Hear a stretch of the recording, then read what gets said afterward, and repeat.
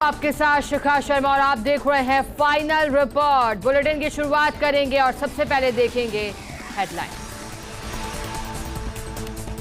मुख्यमंत्री अशोक गहलोत ने ली आपदा प्रबंधन की बैठक। मुख्य सचिव और डीजीपी हुए शामिल। लालचंद कटारिया और राजेंद्र यादव भी रहे मौजूद। बिपरजॉय को लेकर चर्चा की।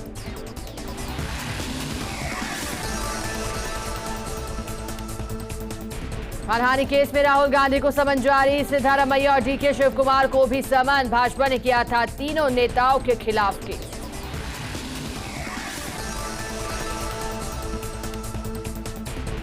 लॉ कमीशन ने यूनिफॉर्म सिविल कोड पर कंसल्टेशन प्रक्रिया शुरू की। धार्मिक संगठनों और आम लोगों से मांगी थी राय।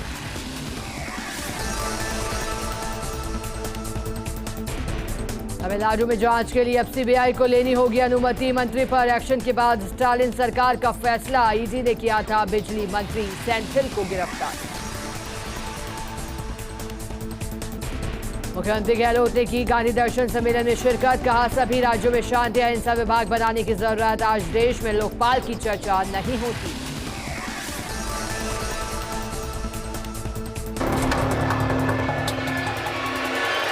से उठा भीषण चक्रवाती तूफान बिपरजॉय धीरे धीरे महाराष्ट्र, गुजरात और राजस्थान की ओर बढ़ रहा है। तेज रफ्तार से आगे बढ़ने वाले इस तूफान में 150 किलोमीटर प्रति घंटे की रफ्तार से हवाएं भी चल रही हैं। इस तूफान के चलते रेलवे प्रशासन ने संबंधित खतरे को भांपते हुए कई ट्रेनों का संचालन भी रद्द कर दिया है। ये रिपोर्ट देखें जरा। अरब सागर से उठे चक्रवाती तूफान बिपरजॉय ने भारत के तटीय इलाकों पर असर दिखाना शुरू कर दिया। महाराष्ट्र के मुंबई समेत गुजरात के सौराष्ट्र और कच्छ के तटों पर भी तेज हवाएं चल रही है। जैसे जैसे तूफान करीब आएगा, हवाओं की रफ्तार बढ़ती जाएगी। चक्रवाती तूफान बिपरजॉय के 16 जून को दक्षिण पश्चिमी राजस्थान में प्रवेश करने की संभावना है। तूफान के असर को देखते हुए उत्तर पश्चिम रेलवे ने कई रेल सेवाओं को रद्द किया है। रेलवे ने एहतियात के तौर पर राजस्थान से गुजरात जाने वाली रेलगाड़ियों पर ब्रेक लगा दिए हैं। रेलवे ने करीब 67 ट्रेनों को रद्द किया है, जिसमें उत्तर पश्चिम रेलवे की फिलहाल 5 ट्रेनें रद्द की गई। वहीं 9 गाड़ियां आंशिक 16 जून तक रद्द रहेगी। आइए आपको बताते हैं कि उत्तर पश्चिम रेलवे की कौन कौन सी ट्रेनें कैंसिल हुई है। ये ट्रेनें की गई कैंसिल। गाड़ी संख्या 09524 दिल्ली सराय ओखा रद्द। गाड़ी संख्या 22483 जोधपुर गांधीधाम रद्द।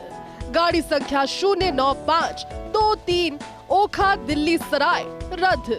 गाड़ी संख्या 22484 गांधीधाम जोधपुर 15 जून तक रद्द। गाड़ी संख्या 19269 पोरबंदर मुजफ्फरपुर 15 जून तक रद्द। चक्रवाती तूफान बिपरजॉय का असर केवल रेलवे की सेवाओं पर ही नहीं, इस तूफान की वजह से हवाई और सड़क परिवहन सेवा भी इसी तरह से बाधित रहने वाली है। ऐसे में अगर आप ट्रेन से कहीं सफर करने की योजना बना रहे हैं तो एक बार जानकारी लेकर ही स्टेशन जाएं। फर्स्ट इंडिया न्यूज के लिए जियाउद्दीन की रिपोर्ट। अरब सागर से उठने वाले तूफान बिपरजॉय को लेकर के जिला प्रशासन ने अलर्ट जारी कर दिया है। इसको लेकर उदयपुर की बिचौला झील में भी बोट राइडिंग कंपनी ने भी झील में चलने वाली सभी बोटों को निकालना शुरू कर दिया। इस मौके पर बोट राइड कंपनी के कर्मचारी ने बताया कि जिला प्रशासन के आदेश अनुसार बिचौला झील से सभी बोटों को निकाला जा रहा है, जिससे आने वाले चक्रवाती तूफान से किसी प्रकार के जान माल का नुकसान नहीं हो। राजसमंद में तूफान बिपरजॉय के असर से तेज अंधड़ के साथ बारिश होने लगी है। मौसम विभाग पहले ही जिले में तूफान की चेतावनी जारी कर चुका है। ऐसे में जिला कलेक्टर नीलाभ सक्सेना ने अधिकारियों की आपात बैठक की और अलर्ट रहने के निर्देश दिए। वहीं कलेक्टर ने आमजन से सावधानी बरतने की अपील की। साथ ही उन्होंने सभी अधिकारियों को अलर्ट रहने के दिशा निर्देश दिए, जिससे किसी भी प्रकार की जनहानि से बचा जा सके। मैं राजसमंद के सभी नागरिकों से अपील करना चाह रहा हूं कि आगामी 3 दिवस में 16 और 17 को स्पेसिफिकली हमारे यहाँ बहुत अधिक मात्रा में वर्षा होने की संभावना है। जो साइक्लोन आ रहा है बिपरजॉय, उससे तो आप सबसे अपील है कि कृपया करके अपने घरों में रहें, अननेसेसरी बाहर मूवमेंट ना करें। किसी पेड़, बड़ी होल्डिंग्स वगैरह इनके नीचे, इलेक्ट्रिक पोल वायर्स इसके आसपास ना खड़े हों, ना ही वहाँ पर अपने व्हीकल्स वगैरह या वाहन पार्क करें। चक्रवाती तूफान बिपरजॉय को लेकर राजस्थान सरकार अलर्ट मोड पर है। इसको लेकर मुख्य सचिव उषा शर्मा ने सचिवालय में वीडियो कॉन्फ्रेंसिंग के जरिए बैठक की। सीएस ने संभावित प्रभावित होने वाले जिलों और क्षेत्रों में एडवेंचर एक्टिविटी बंद करने के निर्देश दिए। वीसी में बताया कि एसडीआरएफ की 17 टीमें नियुक्त की गई हैं, साथ ही 30 टीमें रिजर्व में हैं। जहां भी जरूरत होगी इन टीमों को वहां भेजा जाएगा।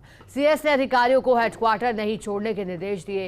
इसके साथ ही बिजली, मेडिकल, पुलिस जैसे विभागों को सचेत रहने के निर्देश दिए। वहीं लो लाइन एरिया में रहने वाले लोगों को सुरक्षित स्थानों पर शिफ्टिंग करने के कलेक्टर्स को निर्देश दिए गए। बिपरजॉय तूफान से प्रदेश में चिंता बढ़ी है। मुख्यमंत्री अशोक गहलोत ने अहम बैठक ली।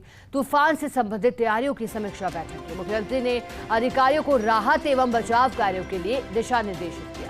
आम जनता से तूफान संभावित क्षेत्रों में सुरक्षित स्थानों पर रहने की अपील। तूफान के 16 जून को दक्षिणी पश्चिमी राजस्थान में पहुंचने की संभावना है। ऐसे में 16 से 17 जून को जोधपुर, उदयपुर संभाग में तेज वर्षा और आंधी तूफान की संभावना है। 16 जून को जैसलमेर, बाड़मेर, जालौर और जोधपुर क्षेत्र में हवाएं चलेंगी। 17 जून को जोधपुर, उदयपुर और अजमेर के क्षेत्रों में हवाएं चलेंगी। 60 से 70 किलोमीटर प्रति घंटे की तेजी से हवाएं चलने की आशंका है। दक्षिणी पश्चिमी राजस्थान के निचले इलाकों में नुकसान की संभावना है। ऐसे में जल भराव, मकान क्षतिग्रस्त होने तथा बिजली पोल और पेड़ पौधों के उखड़ने की आशंका है। सभी जिला कलेक्टर और संबंधित अधिकारियों विभागों को सीएम के निर्देश हैं। 24 घंटे चक्रवात बाढ़ नियंत्रण कक्ष संचालित करने के निर्देश दिए गए।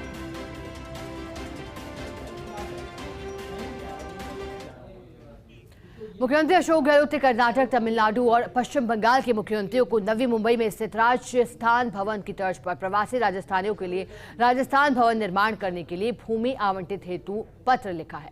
मुख्यमंत्री ने पत्र में लिखा कि राजस्थान भवन निर्माण हेतु बेंगलुरु, कोलकाता तथा चेन्नई में उचित स्थान पर 3-3 हजार वर्ग मीटर भूमि का आवंटन किया जाए। गहलोत ने कर्नाटक के मुख्यमंत्री सिद्धारमैया को लिखा कि आईटी सिटी बेंगलुरु में राजस्थान भवन के निर्माण से शहर में रह रहे प्रवासी राजस्थानियों को सुविधा के साथ यहां की कला और संस्कृति से जुड़े कार्यक्रम और प्रदर्शनी आयोजित हो सकेंगी, जिससे सांस्कृतिक आदान प्रदान को बढ़ावा मिल सकेगा। पश्चिम बंगाल के मुख्यमंत्री ममता बनर्जी को पत्र में गहलोत ने लिखा कि सिटी ऑफ जॉय कोलकाता में प्रवासियों को घर से दूर घर जैसा वातावरण मिल सकेगा। वहीं गहलोत ने तमिलनाडु के मुख्यमंत्री एम.के. स्टालिन को पत्र में लिखा कि चेन्नई में राजस्थान भवन बनने से दोनों राज्यों के बीच एक दूसरे की समृद्ध संस्कृतियों के संपर्क में अब वृद्धि हो सकेगी।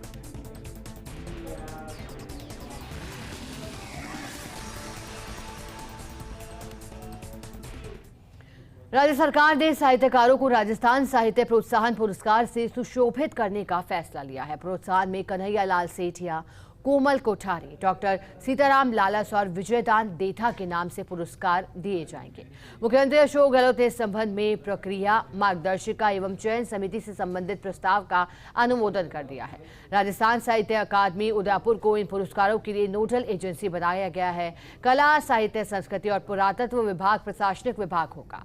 वहीं पुरस्कार में 11-11 लाख रुपए नकद, प्रशस्ति पत्र और शॉल प्रदान कर सम्मानित किया जाएगा। यह पुरस्कार मरणोपरांत भी प्रदान किए जा सकेंगे।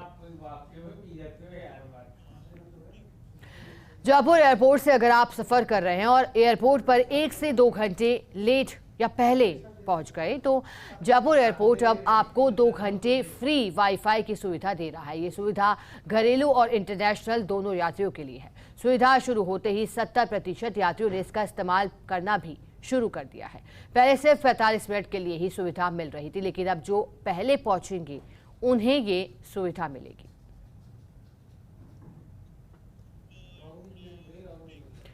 दौसा में भाजपा ने केंद्र सरकार के 9 साल पूरे होने और चुनावी तैयारी को लेकर प्रेस वार्ता आयोजित की, जिसमें राज्यसभा सदस्य राजेंद्र गहलोत, पूर्व राज्यसभा सांसद राजकुमार वर्मा और जिलाध्यक्ष पीडी शर्मा ने केंद्र सरकार की उपलब्धियां गिनवाई। लेकिन इस दौरान प्रदेश सरकार पर ज्यादा फोकस रहा। सांसद राजेंद्र गहलोत ने प्रदेश की कानून व्यवस्था, पेपर लीक और तुष्टीकरण जैसे मुद्दों पर सरकार को घेरा। साथ ही कहा कि अब कांग्रेस सरकार से जनता का मोह भंग हो चुका है।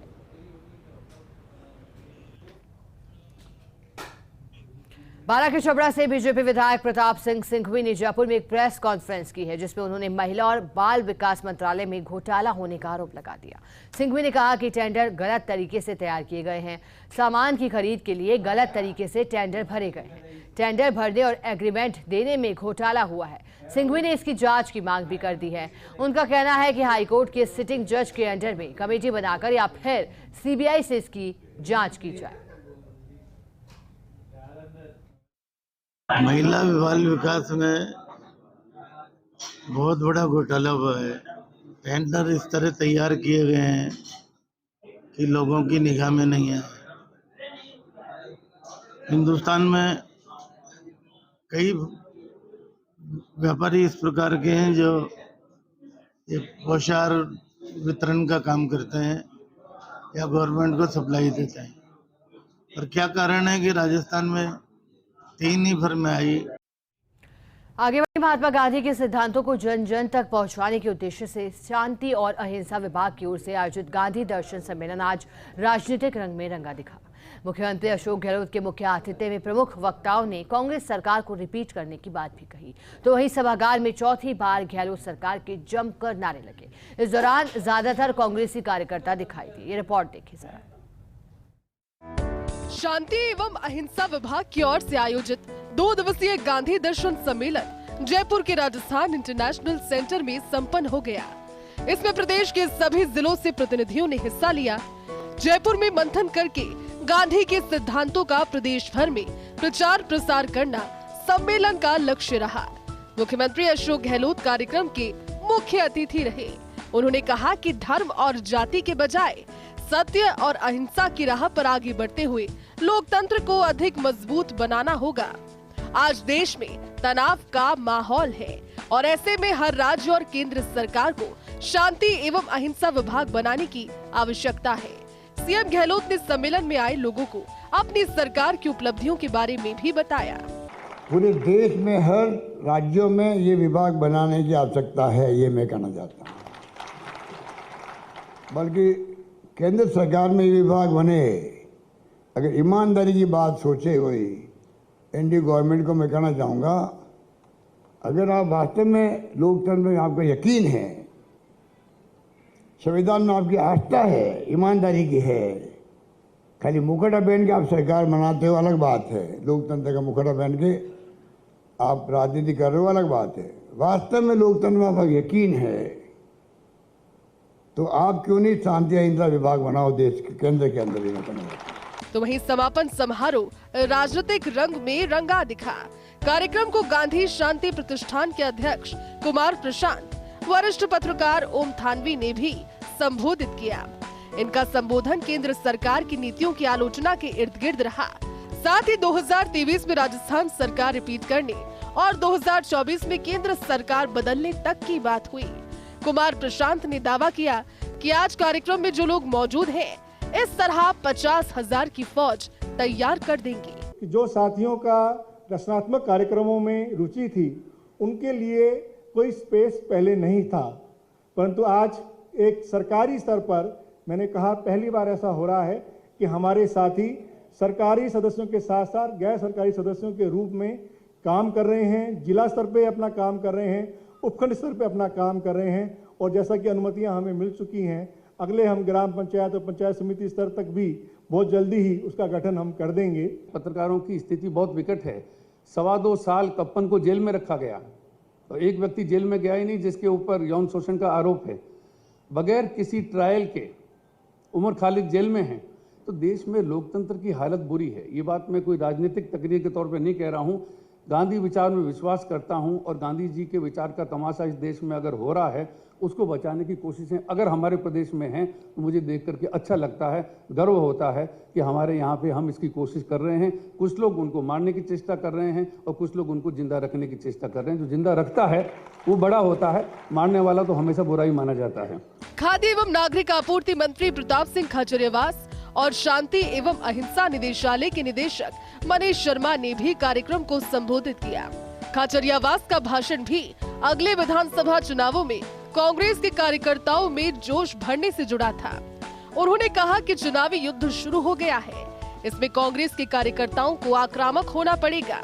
तो वहीं खाचरियावास ने आशंका जताई कि अगर कांग्रेस चुनाव हार जाएगी तो भाजपा की सरकार हमारी योजनाओं को बंद कर देगी। 75 इयर्स में यदि पॉलिटिकल पार्टियों को और पॉलिटिकल पार्टियों के लीडर्स को यदि ये घमंड हो जाए कि देश ही हमारे भरोसे चल रहा है, तो इससे बड़ा पाप कुछ नहीं हो सकता। हम हमारा महिमा मंडन नहीं करा सकते। एक तरफ गांधी का दर्शन है, जो लोकतंत्र में पॉलिटिक्स को सेवा का माध्यम मानते थे, और आज मैं इतना कह सकता हूं कि हमारी राजस्थान की सरकार और राजस्थान की सरकार की सोच, आप इस बात को जानते हैं कि सबसे बड़ी सोच एक कि किसी को भूखा सोने नहीं दूंगा, इलाज के अभाव में किसी को मरने नहीं दूंगा, चाहे मेरा पूरा खजाना खाली हो जाए। जब सरकार के अगुवा ये बात कह दे तो उसके बाद कुछ बचता नहीं है। इस कार्यक्रम में Mahatma Gandhi institute of governance and social sciences के निदेशक प्रोफेसर BL शर्मा, गांधीवादी मनोज ठाकरे, सवाई सिंह, गोपाल बाहेती, शांति एवं अहिंसा विभाग के सचिव नरेश कुमार ठकराल भी उपस्थित रहे। गांधी दर्शन सम्मेलन के समापन समारोह का माहौल देखकर ये तय हो गया है कि इसके माध्यम से प्रदेश में एक ऐसी फौज तैयार की जा रही है जो कांग्रेस की रीति नीति और गहलोत सरकार की योजनाओं को जन जन तक पहुंचाए। यानी कुल मिलाकर अब कांग्रेस पूरी तरह चुनावी मोड में है और इसके लिए कार्यकर्ताओं को अलग तरह से तैयार किया जा रहा है। अब देखना ये होगा ये सम्मेलन आने वाले समय में कांग्रेस के लिए कितना हितकारी साबित होता है। कैमरामैन विनोद गोस्वामी के साथ Naresh Sharma, first India news, Jaipur. आगे बढ़ते हैं। जयपुर के सवाई मानसिंह स्टेडियम में हैंडबॉल लीग का आयोजन हुआ। इस दौरान महाराष्ट्र आयरन मैन और गर्वित गुजरात के बीच प्रीमियर हैंडबॉल लीग का मुकाबला खेला गया। इस मैच में महाराष्ट्र आयरन मैन ने गर्वित गुजरात को 35 से 30 हराया। आयरन मैन के कप्तान इगोर चिसेलियोव ने अपनी टीम को जीत दिलाने के लिए मैच में बेहतरीन प्रदर्शन किया। इस दौरान चैनल हेड डॉक्टर जगदीश चंद्र भी मुख्य अतिथि के तौर पर मौजूद रहे और मैच का आनंद लिया। लीग के आयोजक अजय डाटा ने जगदीश चंद्र का स्वागत किया और लीग के बारे में जानकारी दी, जिसके बाद डॉक्टर जगदीश चंद्र ने लोगों को और लीग के सफल होने की कामना की। ब्रेक के बाद स्वागत है आप सभी का। चलिए आगे बढ़ेंगे। प्रदेश में 30,000 से अधिक खदानों के बंद होने के हालात बन गए हैं। जिला स्तर पर जारी हुई पर्यावरण स्वीकृतियों यानी EC में नियमों की अनदेखी की शिकायत के बाद NGT ने केंद्रीय वन एवं पर्यावरण मंत्रालय को आदेश दिए। इसके बाद मंत्रालय ने प्रदेश के खान विभाग को निर्देश दिए कि खान मालिकों को नोटिस जारी कर 1 वर्ष के अंदर राज्य स्तरीय पर्यावरण मंजूरी समिति यानी सिया से EC लेने के नोटिस जारी करें। ऐसा नहीं करने पर खदान को बंद किया जा सकता है। इस आदेश के बाद खनन पट्टा धारकों में हड़कंप मच गया। एक खास रिपोर्ट देखें।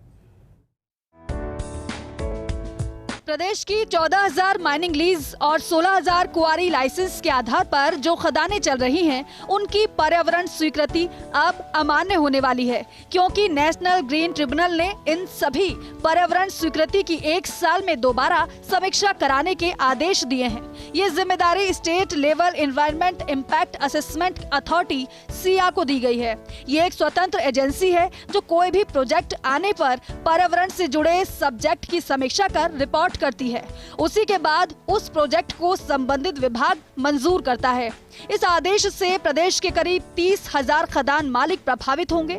दरअसल पहले इन सभी खदानों को जिला स्तरीय समिति district level environment impact assessment authority ने EC दी थी, जिसे अब अमान्य बताया गया है। अब इन EC की फाइलों को state level environment impact assessment authority के पास भेजेंगे, जहां दोबारा समीक्षा होगी। समीक्षा नहीं कराने पर इन खदानों में खनन कार्य बंद करना पड़ेगा। EC की संख्या देखते हुए राज्य सरकार जल्दी ही जोधपुर और उदयपुर में स्टेट लेवल एक्सपर्ट अप्रेजल कमेटियों का गठन करने जा रही है, क्योंकि इस आदेश के बाद से ही खदान मालिकों में हड़कंप मचा हुआ है। सूत्रों की माने तो मई 2016 में 5 हेक्टेयर से छोटी सभी खदानों के लिए ईसी अनिवार्य की गई थी। इसके बाद पर्यावरण मंत्रालय के आदेश पर district level environment impact assessment authority का गठन किया। इस कमेटी ने प्रदेश की 14,000 माइनिंग लीज और 18,000 क्वारी लाइसेंस की जांच कर पर्यावरण स्वीकृति जारी की थी, लेकिन इसको लेकर लोगों ने एनजीटी में शिकायत की थी और डिस्ट्रिक्ट लेवल की ईसी में कई गड़बड़ियां होने के आरोप लगाए थे। इस पर एनजीटी ने इन ईसी को फिलहाल अमान्य कर दोबारा समीक्षा कराने को कहा है। एनजीटी ने इन सभी खदानों की ईसी को state level environment impact assessment authority से 1 साल की अवधि में जांच कराकर दोबारा ईसी लेने के लिए निर्देशित किया है। ऐसे में सभी जगह से डिया की ओर से जारी ईसी की फाइलों को जयपुर भेजा जाएगा। 1 साल में अगर ईसी की समीक्षा नहीं हुई तो वहां खनन कार्य बंद करा दिया जाएगा। हालांकि एनजीटी के इस फैसले के खिलाफ राज्य सरकार ने एसएलपी भी दायर की है, लेकिन कोई फैसला नहीं आया है। प्रदेश की 30,000 खदानों पर बंद होने का खतरा मंडराने लगा है। शिकायत मिलने के बाद एनजीटी ने राज्य सरकार को आदेश देकर इन 30,000 खदानों को 1 वर्ष में राज्य स्तरीय पर्यावरण समिति से ईसी प्राप्त करने के आदेश जारी किए हैं। ऐसा न करने की स्थिति में इन खदानों को बंद भी किया जा सकता है।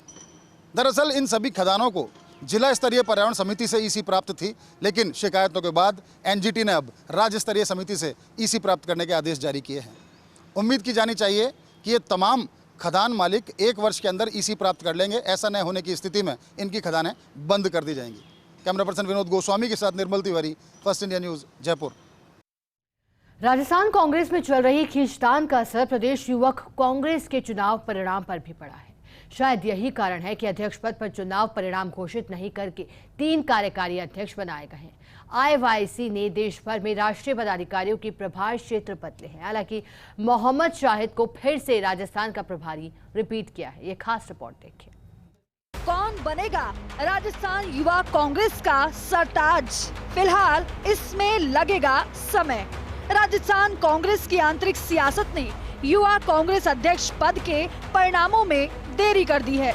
यही कारण है कि बिना कोई जोखिम उठाए युवा कांग्रेस ने राजस्थान में 3 कार्यकारी अध्यक्ष बना दिए हैं। जब तक चुनाव परिणाम जारी नहीं होगा तब तक 3 युवा नेताओं सुधींद्र मूंड, यशवीर शुरा और अभिमन्यु पुनिया के हाथों में युवा कांग्रेस की कमान होगी।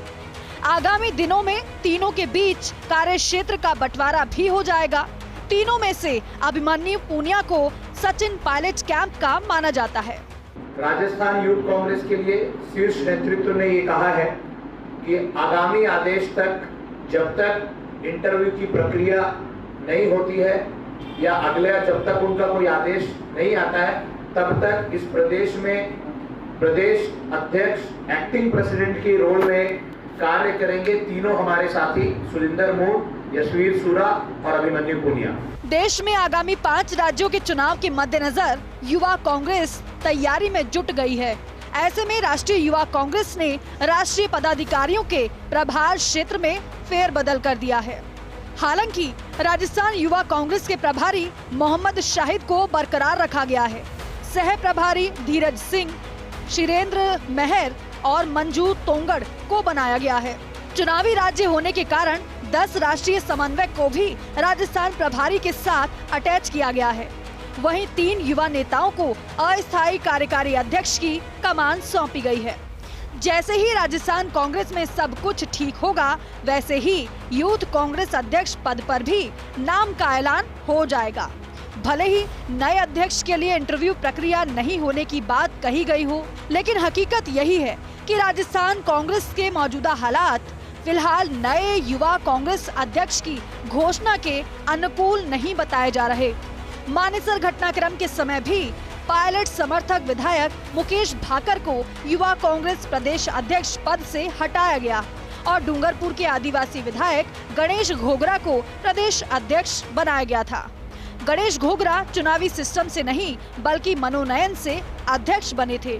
हाल ही में युवा कांग्रेस अध्यक्ष पद की मतदान प्रक्रिया संपन्न हुई थी, लेकिन अध्यक्ष पद का रिजल्ट अभी सियासी कारणों से शेष है।